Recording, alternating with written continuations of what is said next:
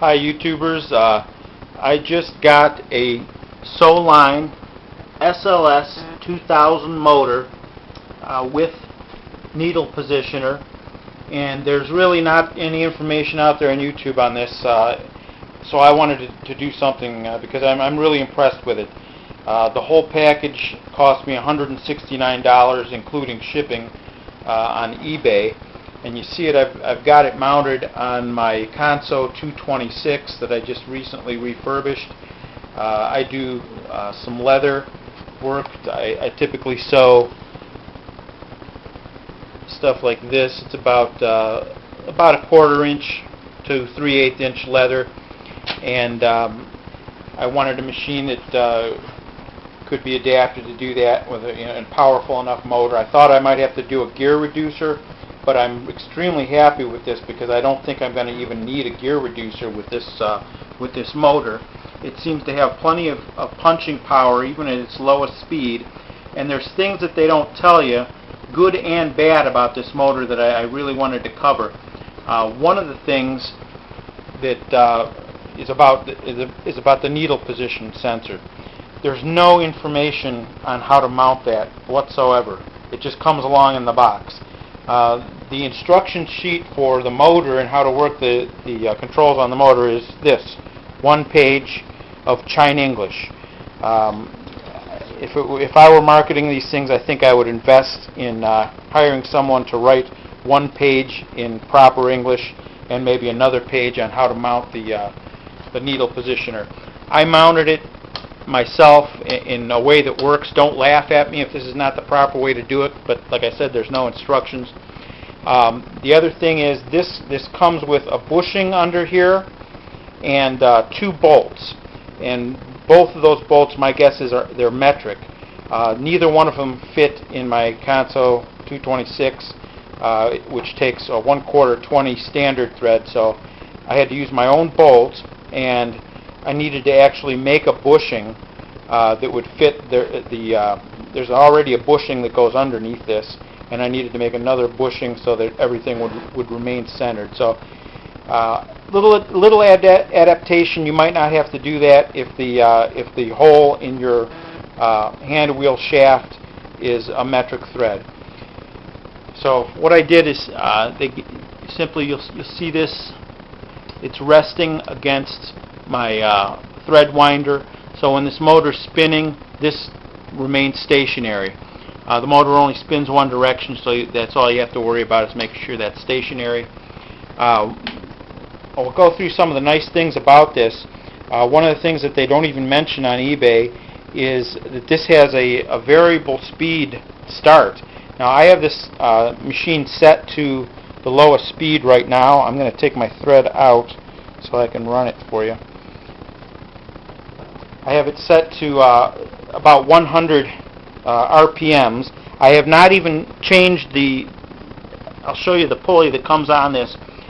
It does have a pulley guard, which I don't have mounted to it right now, but it's a standard pulley. I believe it's 80 millimeter, and I was able to use my belt. Didn't have to get a new belt or anything. And the slow start, what that does is it runs the machine. You can program it from, I think, 0 to 9, and it'll run it at low speed for a few seconds and then go to the higher speed, which I think it runs it at about half speed and then doubles. So here's how it goes. Remember, I have this set to slow. See how it gently ramps up? And on the display on the motor, you can see that it's starting out at 1, which is 100, and then goes to 200 RPMs. 200 RPM seems to be the lowest setting, I think, that I can physically set this to. And this motor will go all the way up to 4,500 RPMs. Even without a gear reducer, I found that this has plenty of punching power to go through the leather. I really don't think I'm going to have to worry about it. The other thing, you can change in the setup of the motor down here with these buttons, you can change the direction of the motor, clockwise or counterclockwise. You can change the maximum speed. Like I said, I have this set at a maximum speed of 200 RPMs for what I'm doing, heavy leather. They have what they call the stepless change speed, which is, again, the motor will start out at a slow speed and go to the higher speed. The needle position can be programmed to either stop with the needle up or stop with it down. And you can actually just do one stitch at a time. If you just depress the pedal really quickly, you can just do one stitch at a time, and I have this set to stop with the needle down. Really nice. Again, a lot of these things they don't even mention on the eBay ad. I'm going to write to the people and tell them they should put a little bit more information here. So I'm very happy. Like I said, $169 delivered. The delivery was nice and quick. And I'm going to pause this and see if I can get the name of the seller for you. Okay, the name of the seller, you're not going to be able to, it's not going to focus for me on it, but the name of the eBay seller is Sewing Inc. SEWINGINC. Sewing Inc. And again, $169 with free shipping. You can't beat it.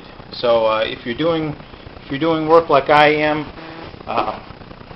heavy canvas, leather, something, and you really need to slow your machine way down without spending another $200 on a gear reducer, I really think this is going to do it for you. And I'm thinking, just for the heck of it, of buying like a 1 3/4 or 2-inch pulley to put on the motor and seeing how slow this will actually go. I think it'll take it down to a crawl.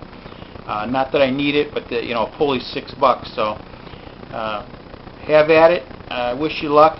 And again, the great thing about it is you can maintain full speed. I have another machine with a gear reducer, and you never get top speed, of course, with having a gear reducer on the machine. This, I can just reprogram the motor. It could, at any time, it could go up to its top speed, actually, which is faster than this machine's rated to sew at. So, good luck. If you have any questions, leave a comment. I'll try to get back to you. Thanks.